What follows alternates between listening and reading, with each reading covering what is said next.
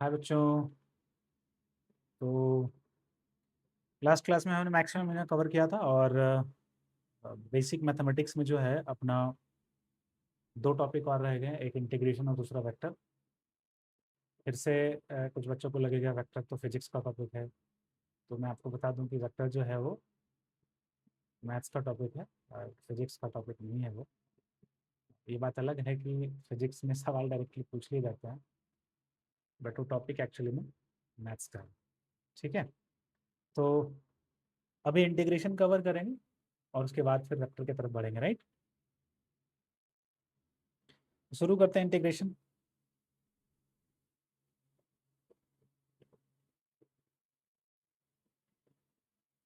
देखो, इंटीग्रेशन का अगर मैथमेटिकल मतलब मैं आपको बताऊं बच्चा, तो इसके दो मतलब होते हैं और आपको उन दोनों में इंटरेस्ट होना चाहिए और दोनों ही आपके लिए इंपॉर्टेंट है, बट उसमें एक सबसे ज़्यादा इंपॉर्टेंट है। इंटीग्रेशन का मतलब उसमें होता है समेशन। क्या होता है इसका मतलब? समेशन। ठीक है, जिसको आप अभी से पहले प्रोबेबली आप सिग्मा से डिनोट करते थे। किससे डिनोट करते थे आप? सिग्मा से डिनोट करते थे आप इससे पहले। राइट, अब अभी जो हम बात करेंगे, यही सिग्मा क्या बन जाएगा? यही सिग्मा बन जाएगा इंटीग्रल का साइन ऐसा। ठीक है, ये साइन जो है, ये साइन आपको ऐसा दिखेगा। मैं थोड़ा सा इसको आप बेयर कीजिएगा, ऐसा साइन बनेगा इंटीग्रल का। राइट, यही सिग्मा अब ये इंटीग्रल का फॉर्म ले लेगा और ये इंटीग्रल कुछ इस तरीके से बनता है। राइट, तो पहला तो इसका सिंपल सा मतलब है, जो मैं कह रहा हूँ कि इसका जो लिटरल मीनिंग है वो क्या है? वो है समेशन।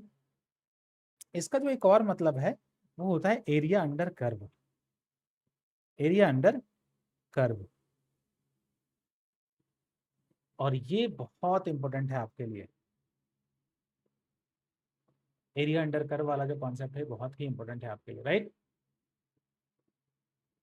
ठीक है, तो पहले मैं आपको ये समझाऊंगा कि ये इंटीग्रेशन जो एक्चुअली में है, ये एरिया अंडर कर्व किस तरीके से कहलाता है, क्यों कहलाता है भाई, ऐसा क्या है कि एरिया अंडर कर्व कहलाता है।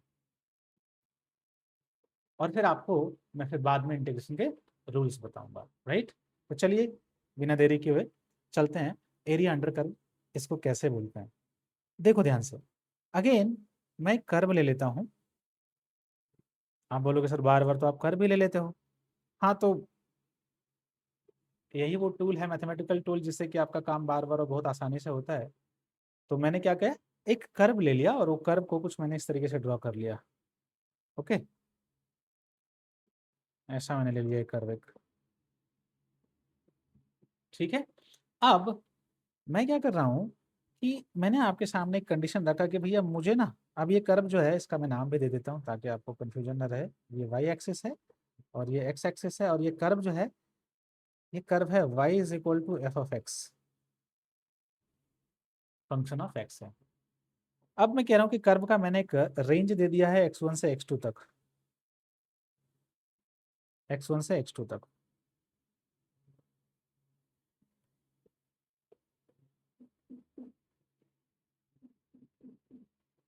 और यहाँ पे मैं चाहता हूँ कि आप मुझे एरिया अंडर कर्व निकाल के दो। क्या निकाल के दो? एरिया अंडर कर्व निकाल के दो।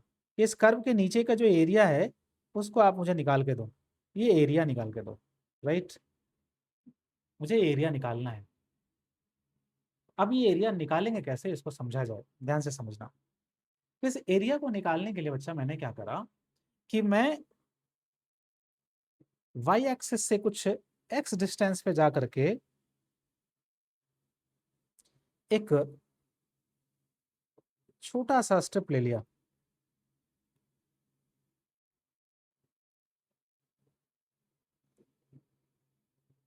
एक एकदम से छोटा सा स्टेप ले लिया। राइट, मैंने क्या करा कि एक्स डिस्टेंस पे जा करके, अब मैं इसको थोड़ा सा डायग्राम अच्छा बनाने की कोशिश कर रहा हूँ ताकि आपको समझने में कोई दिक्कत ना आए।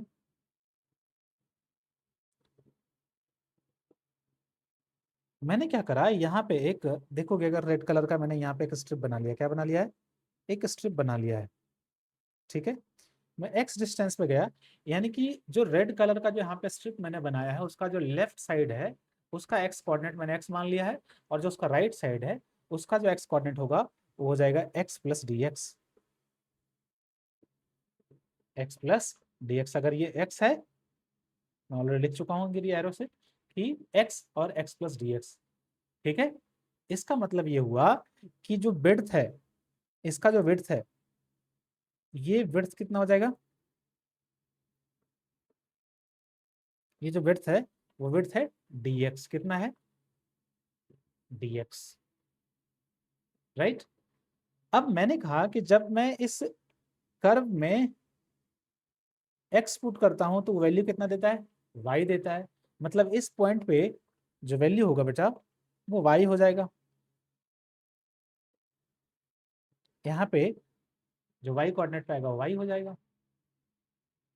ठीक है, अब अगर आप ध्यान से देखोगे, अगर मैं इसको जूम करके दिखाता, यहाँ पे इस जगह पे मैं जूम करके दिखाता, तो यहाँ पे एक्चुअली कर्व के अंदर का कुछ इस तरीके से एरिया दिखता।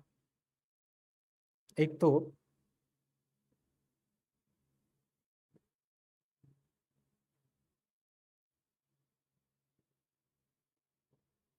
ऐसा कुछ दिखता है, यहाँ पे ऐसा कुछ दिखता, राइट। उसमें से आपने क्या करा, आपने नीचे वाले पोर्शन को कंसीडर कर लिया, जो रेक्टेंगुलर पोर्शन आपको दिख रहा है वो आपने यहाँ पे कंसीडर कर लिया है, और उसको आपने वहाँ पे रेक्टेंगुलर स्ट्रिप यानी कि जो रेड कलर का स्ट्रिप हमने बनाया था वो स्ट्रिप के फॉर्म में आपने उसको बना लिया है। अगर आप इसको जूम करके देखोगे तो आपको यहाँ पे एक ट्रायंगल शेप का खाली जगह दिखेगा। अगर आप ध्यान से देखो तो यहाँ पे एक ट्रायंगल शेप का आपको खाली जगह दिख रहा है। ठीक है, बट ध्यान देने वाली बात यह है कि इसका विड्थ बहुत ही कम है, और इसका विड्थ बहुत ही कम होने की वजह से जो स्ट्रिप का एरिया होगा वो बहुत कम हो जाएगा, और क्या हो जाएगा y into D x plus something जो ट्रायंगुलर एरिया है। बट ये ट्रायंगुलर एरिया इतना कम है कि मैं उसको नेग्लेक्ट कर सकता हूं, राइट। तो क्या मैं उस स्ट्रिप का area directly y into D x लिख दूं? चूंकि जो यहाँ पे एक ट्रायंगल बन रहा था, यहाँ पे जो एक ट्रायंगल सा बन रहा था ऐसा वाला, उस ट्रायंगुलर पोर्शन को हम नेग्लेक्ट कर सकते हैं। ठीक है, उस ट्रायंगुलर पोर्शन को हम नेग्लेक्ट कर सकते हैं। तो क्या मैं area of small rectangular strip y d x लिख सकता हूं? एंड यहां पे मैंने क्या माना है, the area of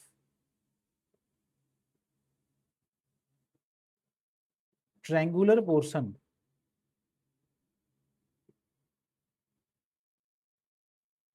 above the rectangle या rectangular strip can be neglected, can be neglected। क्यों निग्लेक्ट कर रहा हूं जी? क्योंकि क्योंकि जो ये एरिया है ये बहुत ही छोटा है, जो ट्रायंगुलर एरिया है वो बहुत ही छोटा है ना। मतलब मैंने उसको नेग्लेक्ट कर दिया। अब मैं क्या कह सकता हूं कि अगर मैं ये छोटे से स्ट्रिप का एरिया निकाल सकता हूं, तो ऐसे ही और अलग अलग छोटे छोटे स्ट्रिप्स के एरिया को निकाल करके अगर मैं ऐड कर दूं तो क्या मुझे ये पूरा एरिया अंडर कर्व मिल जाएगा? बिल्कुल मिल जाएगा।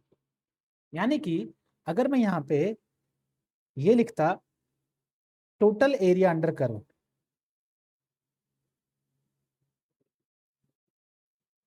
Total area under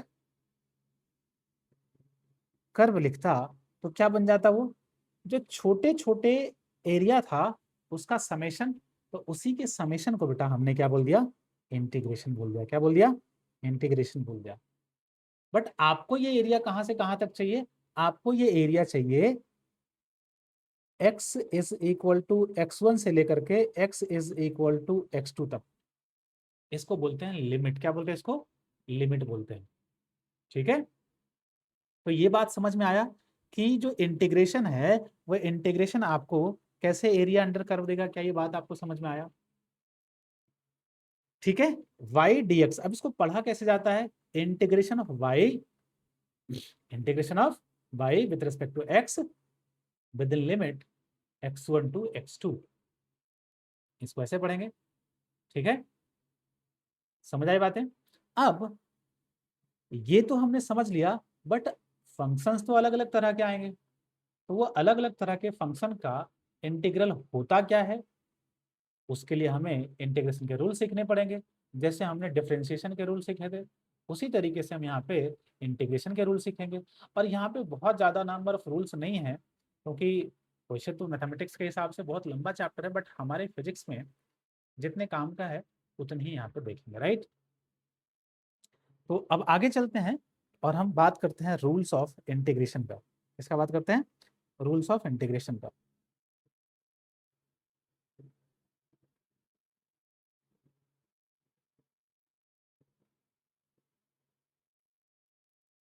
rules of integration का बात करेंगे, राइट। तो देखो ध्यान से, सबसे पहले वहां पे क्या था, हमने एक कांस्टेंट का इंटीग्रेशन करा, डिफरेंशिएशन करा था, 0 आया था, राइट। हमने वहां पे एक कांस्टेंट का डिफरेंशिएशन करा था, 0 आया था। यहाँ पे हम अगर एक कांस्टेंट का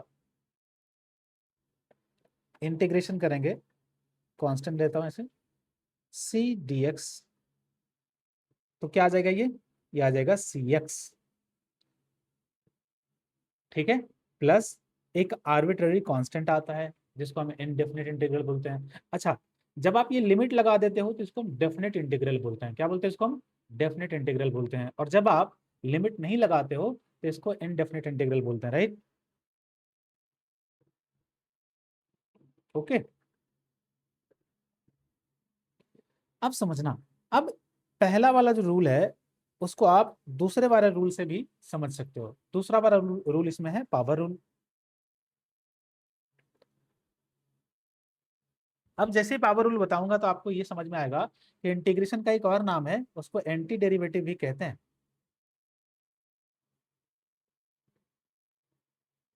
तो आपको ये भी यहाँ पे समझ में आएगा कि आखिर इसको एंटी डेरिवेटिव क्या कहते हैं। पावर रूल देखो, देखो पावर रूल में फंक्शन क्या था? एक पावर फंक्शन था y is equal to x पे पावर n, जो हमने वहाँ पे डिफरेंशिएशन में देखा भी था। वहाँ पे डिफरेंशिएशन में क्या हुआ था कि जो पावर है वो आगे आ गया था, कोएफिशिएंट बन गया था, एंड देन पावर को हम एक से डिक्रीज कर दिए थे हमने।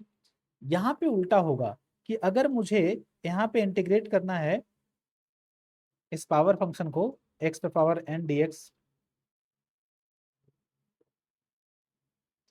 तो इसका इंटीग्रेशन हो जाएगा। बेटा ध्यान से समझना, पहले जो फंक्शन है उसका पावर x से बढ़ा दो, मतलब x पे पावर n+1 कर दो। फिर यहाँ पे मल्टीप्लाई नहीं बल्कि डिवाइड करते हैं, राइट। डिवाइड किससे करेंगे? जो पावर एडिशन के बाद जो नया पावर बना है उसी से डिवाइड कर देते हैं। देखो अगर इसको रिलेट करोगे, वहां पे क्या था कि डिफरेंशिएशन के पहले जो पावर था वो आगे आ गया था और फिर पावर को डिक्रीज कर देते हैं। यहाँ पे इंटीग्रेशन के बाद जो पावर बना उससे हमने इसको डिवाइड किया। वहां मल्टीप्लाई करते थे, यहाँ डिवाइड कर रहे हैं। वहां पावर एक घटाते थे, यहाँ पावर बढ़ाते हैं। वहां पे हम, समझ आ रही बातें? तो एग्जैक्टली हम इसके उल्टा, मतलब डेरिवेटिव के उल्टा काम यहाँ पे कर रहे हैं, एंड दैट्स व्हाई इसका नाम एंटी डेरिवेटिव भी होता है। समझे बात को? कुछ और रूल्स हैं उसको भी देखा जाए। ट्रिग्नोमेट्रिक फंक्शंस का इंटीग्रेशन देख लिया जाए। तो ट्रिग्नोमेट्रिक फंक्शन का इंटीग्रेशन क्या है? पहला मान लो साइन एक्स का, साइन एक्स का, अच्छा यहाँ पे हमने सी नहीं लगाया, सी ही लगा दो। ये कांस्टेंट से आपको डरना नहीं है, कांस्टेंट आपके लिए कोई काम का है नहीं, कट जाएगा। ठीक है, नहीं भी लिखोगे तो कोई दिक्कत नहीं है। साइन का बेटा होता है माइनस कॉस एक्स, ये आपको याद ही रखना है, प्लस सी नॉट। सिमिलरली अगर मैं कॉस एक्स की बात करूं तो कॉस एक्स डी एक्स, इसका हो जाएगा आपका sine x plus c nought. अब आप ये मत समझना कि मैंने यहाँ पे गलती से माइनस लगा दिया है। मैंने अभी आपको कहा कि ये एंटी डेरिवेटिव है, मतलब डिफरेंशिएशन का उल्टा है। ठीक है, fifth rule, sec square x dx, तो ये tan x हो जाएगा, क्योंकि देखो वहां पे tan x का डिफरेंशिएशन आता था sec स्क्वायर x, तो यहाँ पे sec स्क्वायर x का इंटीग्रेशन tan x आना चाहिए, राइट। नेक्स्ट 6, रूल नंबर 6 जो है, रूल नंबर 6 क्या हो जाएगा, sec x into tan x dx, इसका इंटीग्रेशन हो जाएगा आपका sec x plus c nought. 7th minus cosec x या cosec स्क्वायर x dx, तो ये हो जाएगा आपका cot x plus c nought, ठीक है। 8th minus cosec x into cot x dx, तो ये आ गया cosec x। इतने रूल को अगर हमने ट्रिग्नोमेट्री में देख लिया तो काम अपना बन जाता है। इसके अलावा 9th rule, 1/x ln x, ठीक है। e पे पावर x का e पे पावर x ही है,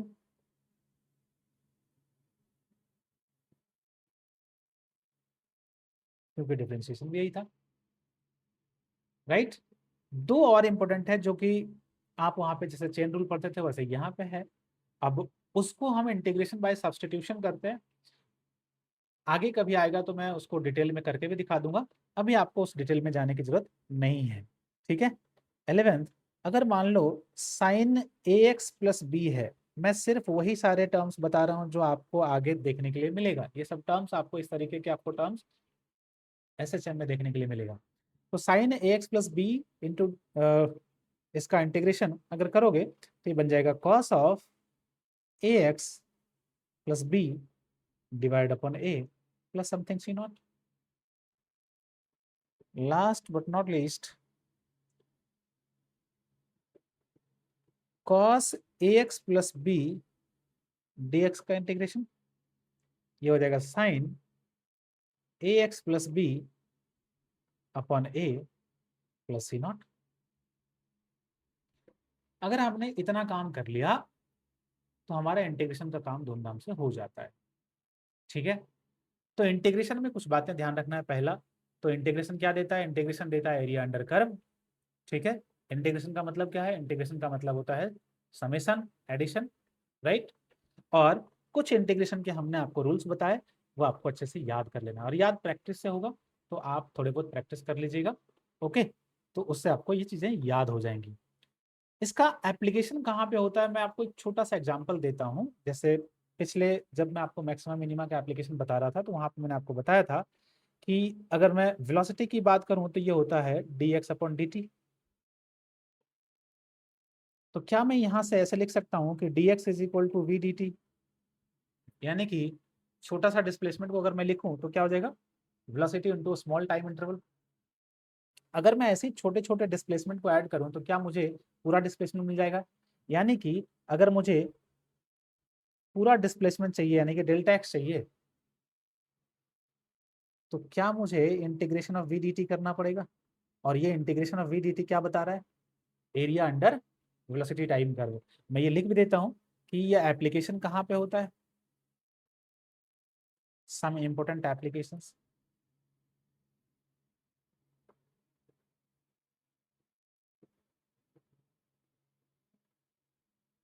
सम इम्पोर्टेंट एप्लीकेशंस, ठीक है। पहला पहला इंपॉर्टेंट एप्लीकेशन क्या है, the first important application is area under velocity time curve gives displacement.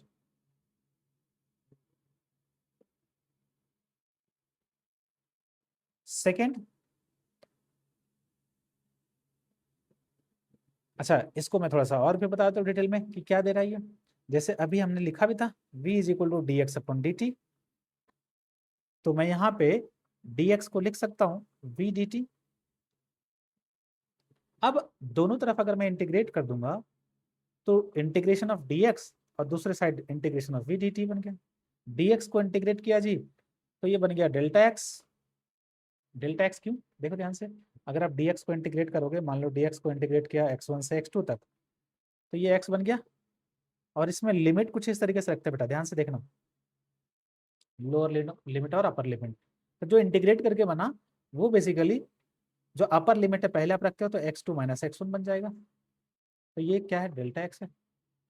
मैं भी लिमिट रखना भी सिखा दूंगा, डोंट वरी। तो डेल्टा एक्स यहां से क्या आ जाएगा, delta x is equal to area under v t curve. ठीक है। सिमिलरली अगर मैं दूसरे एप्लीकेशन की बात करूं तो area under acceleration time curve,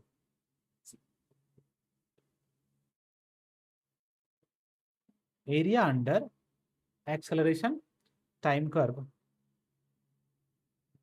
is equal to change in velocity,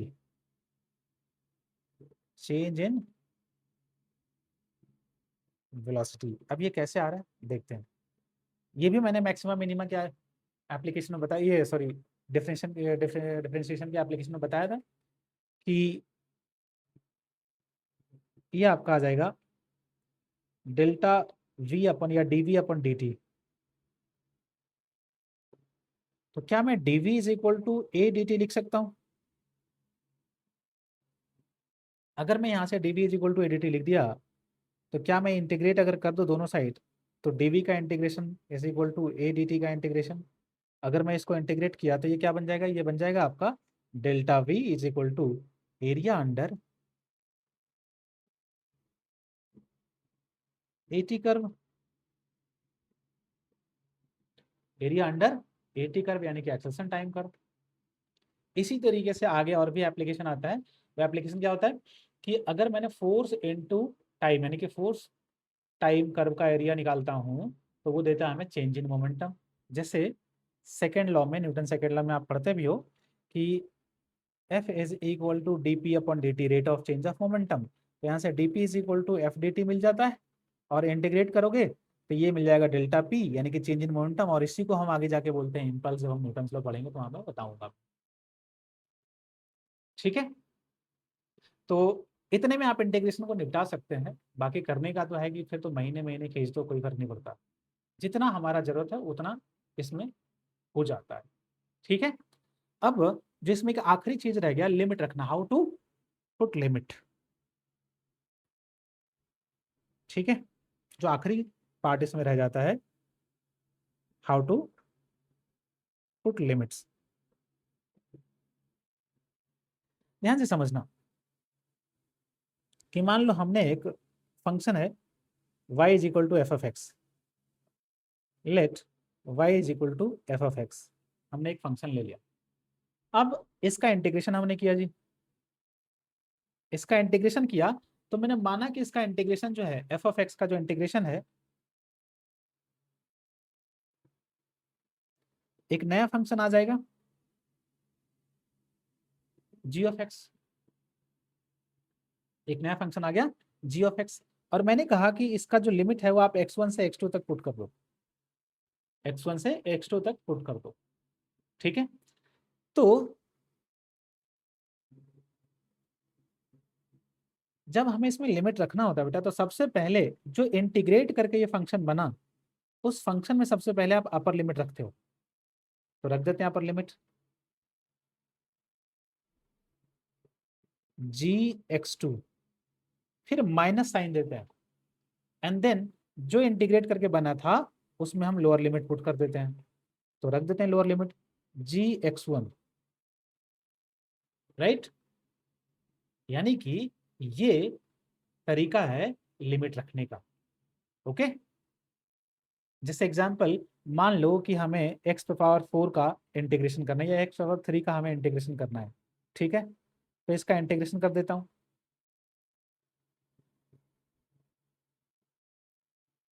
find integration of y is equal to x cube between x is equal to 1 to 2, ठीक है। हमें ये निकालना है, हम ये निकालना है। चलो निकालते हैं फिर इसको।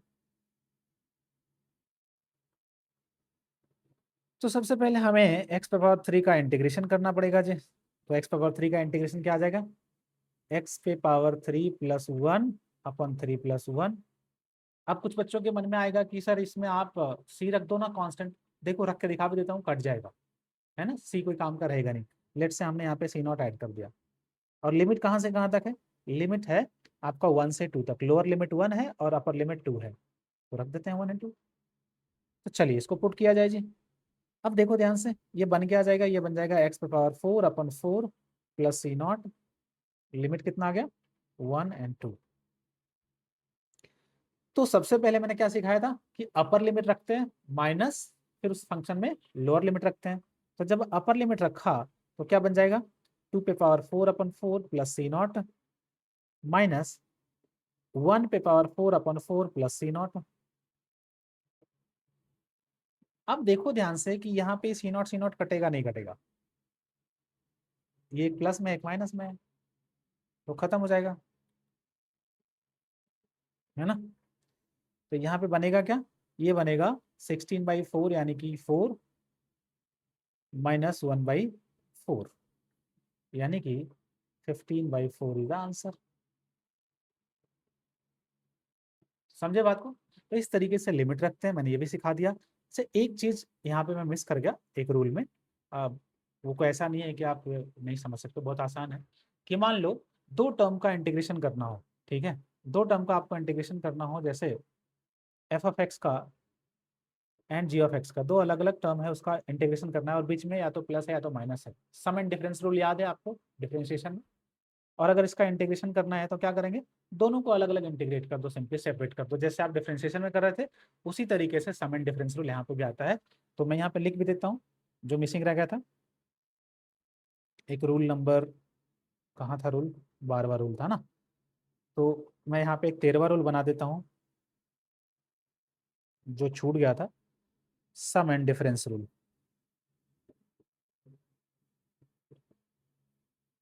सम एंड डिफरेंस रूल, ठीक है। और सम एंड डिफरेंस रूल क्या कहता है जी, कि अगर मुझे दो या दो से ज्यादा फंक्शन को इंटीग्रेट करना हो जो कि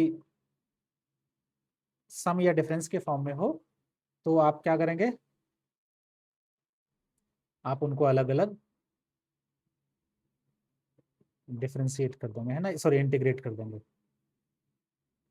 इस तरीके से। ओके, तो सम एंड डिफरेंस रूल इस तरीके से लगता है। ओके, तो इस तरीके से हमने इंटीग्रेशन भी खत्म कर लिया। और अब बारी है, अब आपका जो है एक्चुअल समझने वाला जो पोर्शन है वो स्टार्ट होगा। यानी कि वेक्टर से हम वो सारे जो अभी तक हमने पढ़ा उन सब चीज़ों को हम वहाँ से अप्लाई करना सीखेंगे, स्पेशली ट्रिग्नोमेट्री। यानी कि जब वेक्टर स्टार्ट होगा तो मैं ये एक्सपेक्ट करूँगा कि आप ट्रिग्नोमेट्री को एक बार अच्छे से रिवाइज कर लें, वहाँ पे ट्रिग्नोमेट्री यूज होगा, ठीक है। और उसमें भी क्या क्या मैं आपको बता देता हूँ, जैसे कोसाइन रूल वो मैं यूज करूँगा, मैंने बताया आपको, साइन कोसाइन रूल बताया, तो वो वहाँ पे यूज होगा, ठीक है। फिर छोटे छोटे ट्रिग्नोमेट्री के जो कॉन्सेप्ट होते हैं वहाँ पे यूज करूँगा। तो उन सब चीज़ों को एक बार अच्छे से पढ़ लेना वेक्टर स्टार्ट होने से पहले, ठीक है। चलिए मिलते हैं नेक्स्ट क्लास में, थैंक यू।